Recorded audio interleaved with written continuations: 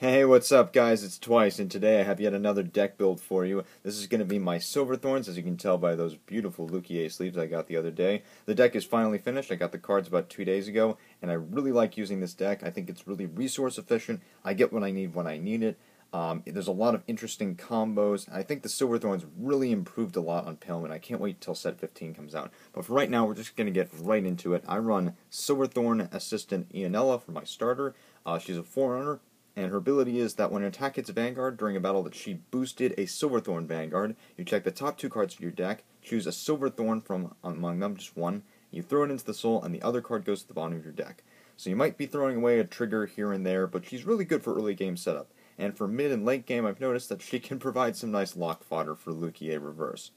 But now I'm going to go into the triggers, and of course with most offensive decks, really most decks in general now in Vanguard, I run my 4 Poison Jugglers, and then along with those, I'm going to run my 4 Silverthorn Barking Dragons, so 8 crit in total, and then I'm going to run my 4 draws. And then, of course, you can't go without these, your 4 heals. I've been getting pretty lucky with the heal triggers in this deck for whatever reason. Like the other day, I got a 6 damage heal. I was facing JD's Nebula Lord Dragon deck, which I'll have a deck profile up for soon. I wish I could have gotten the battle. It was an amazing fight, and we both got a 6 damage heal, but I had the best luck with these heal triggers. I don't know, they're really lucky heal triggers for whatever reason. Alright, then moving on to the grade 1s, I run 2 Silverthorn Breathing Dragon, the K-Clone. I never really needed more than 2. Frankly, I don't really use this card all that often. It's like if I really need a card in the front row to attack, or like if I want to put some pressure on my opponent, like on my grade 1 ride, then I use him, but he's just a nice 7k booster otherwise, and he's a Silverthorn, so I can call him from the soul if I need to. Alright, and then along with that, I'm going to be running 4 of these cards. Silverthorn Beasthammer Anna. Anna's skill's pretty nice. When she boosts a Silverthorn's attack that hits a Vanguard, then you counterblast 1 card, and you call a Silverthorn from the soul to the rear guard, and at the end of that turn, that card goes back to your soul.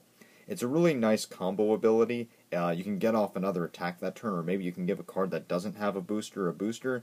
And because she only counterblasts 1, she's not really taking much away from Lukier Reverse, which is nice because the cards, other than Lukier herself, everything in this deck counterblasts 1 to activate a pretty useful skill. So that's why I think that the Silverthorns made Paleman a lot more resource efficient. And then, of course, I run 4 Silverthorn Assistant Irina. Irina's skill is kind of like Ionella. When you place her on the Vanguard or Rearguard circle, you search the top 2 cards of your deck, and then you choose a Silverthorn from among them, put it in the soul, and then put the last one on the bottom of your deck. What I like to do for my first turn ride, especially if I can attack, is ride her, so use her ability, then attack with Ionella, and then you use Ionella's skill, and then get like 2 Silverthorns in the soul. So immediately, I have a really good soul already going. So she's a real nice like turn 2 ride or turn 1 ride, and she's nice. I can call her from the soul and then be able to like replace the card that she took up in the soul. So yeah, again, much more resource efficient.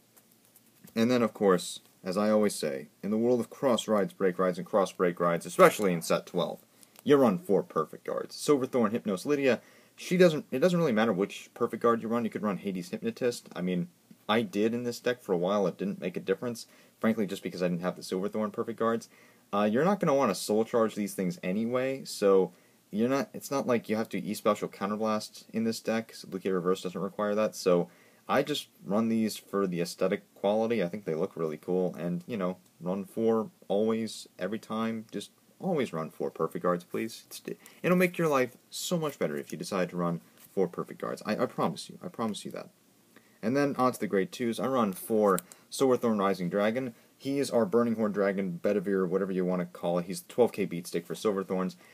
Pretty nice card offensively. What I like to do with this, especially since Anna and Irina are both 7k, and same with Breathing Dragon, that means that if I put any one of those 3 cards behind him, he's going to swing for 19 when I have a Silverthorn Vanguard. And nobody wants to guard one of the rear guards for more than 10k anyway. So what I like to do with Rising Dragon is like attack a rear guard and snipe like a Zuitan, like if my opponent's running Eradicators, or just any like useful 9k, because that's what every deck needs. They all have like 9k rear guards. So having that 19k when I swing is really helpful for this deck for eliminating pesky rear guards. So I definitely like using Silverthorn Rising Dragon, especially in comboing him with cards like this. Silverthorn, Beast Tamer, Maricica, or Marichica, I don't know, I can't really pronounce the name. Same thing as Anna, when her attack hits a Vanguard, though, you counterblast one, you call a card from the soul, and until the end of that turn, and then it goes back into the soul. So it's a pretty useful card. I like her as my grade 2 ride because what you can do, since her and Ianella's skill will activate at the same time, you attack, you use Ianella's skill to get a new card into the soul, and then depending on what you already have or what you just put in the soul, you can call something out with her. So it's a nice comboing ability. Her and Irina work together as a nice column, because if that attack hits, you counterblast 2 cards to activate each of their skills, and then you call 2 cards from the soul, so you get like a rearguard column, an extra rearguard column from that turn. So running 4 of these just means that you're putting more pressure on your opponent to guard, and that's what I really like about this deck. And then I, just for the sake of having 11 grade 3s, or grade 2s rather, I have 3 Silverthorn Marionette Lillian. She's a nice turn 2 ride if I don't have Maricica, you know, solid 10k. Yeah, she works for right now. She came with the archetype. I figured I might as well just run 3 of them. You know, she's a Silverthorn. I like solid 10k power. I'm pretty sure we all do. Alright, then moving on to the grade 3s. So, of course, I run the Mad Queen herself, Silverthorn Dragon Tamer Lucia Reverse. Her limit break is Counterblast 1, and then you take, then you lock 1 rearguard. You choose 1 card from your soul, any Pale Moon. It does not have to be a Silverthorn, so she can work pretty well in any deck. And then you call it to the rearguard, and it gains plus 5,000 power for that turn, but you keep it on rearguard. So even though you're locking 1 of your units for now, you can basically refill your field, and it's not like you're really losing any power, because you're giving 5,000 power to that unit.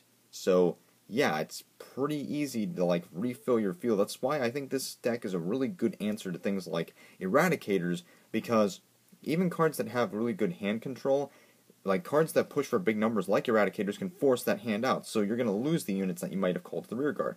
But your soul is always safe. So the advantage that Pale Moon has is that they can continuously call cards from the soul without having to worry about losing the ability to call new units, because they'll always have those units in the soul ready to be called. So that's why I really like Lucia Reverse, and her second ability of being a cross ride means that she can have a nice 13k base defense. It's not very hard to defend her. I've gotten that off plenty of times because this is a Pale Moon deck. It's very easy to get cards into the soul. Cards like Ianella are able to get Lucia into the soul really easily, and I guess I'll show you these now. I do run 2 Lucias in this deck just to ensure that I can get that cross ride. Even if I have to ride Lucia, there's no problem there because Lucia also has the ability to like refix my field. Plus, along with the break ride, which is this card, Miracle Pop Ava, when something break rides, so if I have Lucia Reverse, when you break ride her, she gains 10,000 power.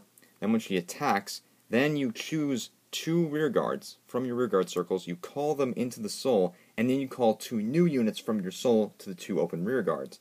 That means that you can get regular Lucia, if she's on the rearguard, into the soul with the break ride skill.